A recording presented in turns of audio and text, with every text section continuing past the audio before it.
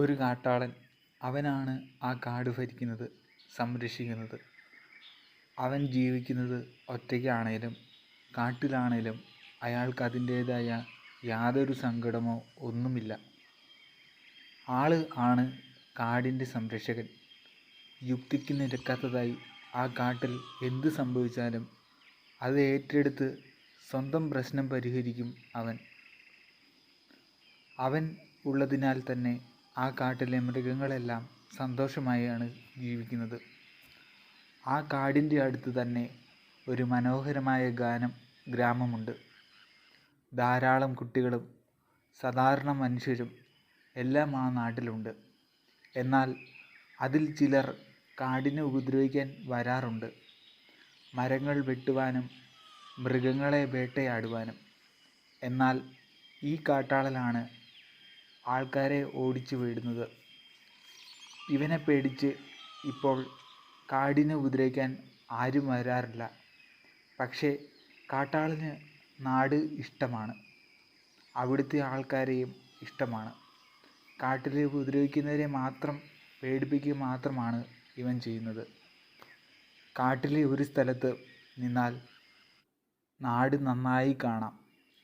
അവിടെ നാട്ടിലെ ആൾക്കാർ കളിക്കുന്നതും ചിരിക്കുന്നതും ഒക്കെ അവന് കാണാം.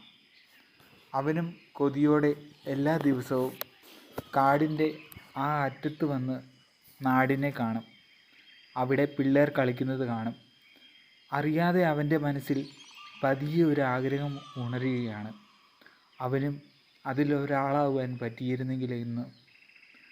പതിയെ പതിയെ അവൻ്റെ മനസ്സിൽ ചെറിയ സങ്കടവും വന്നു തുടങ്ങി. എന്നാൽ അവൻ ഈ സ്ഥലത്ത് വരുമ്പോൾ, അവിടെ ഇരിക്കുമ്പോൾ മാത്രമുള്ളൂ അവൻ സങ്കടപ്പെടാറുള്ളൂ.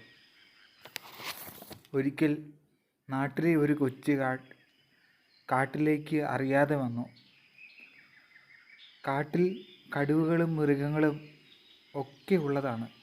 എന്നാൽ ഇത് കൃത്യമായി കാട് നിരീക്ഷിക്കുന്ന കാട്ടാളൻ കാണുകയും ആ കുട്ടിയെ തിരികെ നാട്ടിൽ എത്തിക്കുവാനും ശ്രമിക്കുന്നു. പലതരത്തിൽ ഈ കുട്ടിയെ കാട്ടാളൻ നാട്ടിലേക്ക് പൊക്കോ, കാട് അപകടമാണ് അറിയിക്കുവാനൊക്കെ ശ്രമിക്കുന്നു. എന്നാൽ കുട്ടിക്കത് മനസ്സിലാകുന്നേയില്ല. കാട്ടാളനാണെങ്കിൽ നാട്ടിൽ ഇതുവരെ പോയിട്ടില്ല. അവന് കാട്ടിലെ സ്വഭാവമാണ് ഉള്ളത്. നാട്ടിലെ ആൾക്കാർ അവന് അറിയില്ല. അവിടെ എങ്ങനെ പെരുമാറണം ഒന്നും അവന് അറിയില്ല. ഇതേ സമയം നാട്ടിൽ ഈ കുട്ടിയുടെ അമ്മയും വീട്ടുകാരും എല്ലാം ഈ കുട്ടിയെ തിരക്കുകയാണ്. ഈ കുട്ടിക്ക് ഒരു മൂത്ത സഹോദരിയുണ്ട്. ആളാണ് വീട്ടിലെ മൂത്ത ആൾ. അനിയത്തിയെ കാണാതായപ്പോൾ അവൾ കാട്ടിലേക്ക് പോകുവാൻ തീരുമാനിച്ചു. കാട് ഇന്നേ വരെ അവൾ പോയിട്ടില്ല. കാട്ടിലോട്ട് ഇനിയും ഒരുപാട് ദൂരം അവൾക്ക് സഞ്ചരിക്കണം. കുട്ടിയെയും ആയി നാട്ടിലേക്ക് വരുവാൻ ഈ സമയം കാട്ടാളൻ തീരുമാനിച്ചു. ഒരു വലിയ രൂപവും ഒരു ചെറിയ കുട്ടിയും അങ്ങനെ കാട്ടിൽ നിന്നും നാട്ടിലേക്കുള്ള വഴി നടന്നു വരികയാണ്. ഒരു പാടം, അതിൻ്റെ വരമ്പത്ത് കൂടെ. അവിടെ വെച്ച് ഈ കുട്ടിയുടെ ചേച്ചിയും കാട്ടാളനും കുട്ടിയും തമ്മിൽ കണ്ടുമുട്ടി.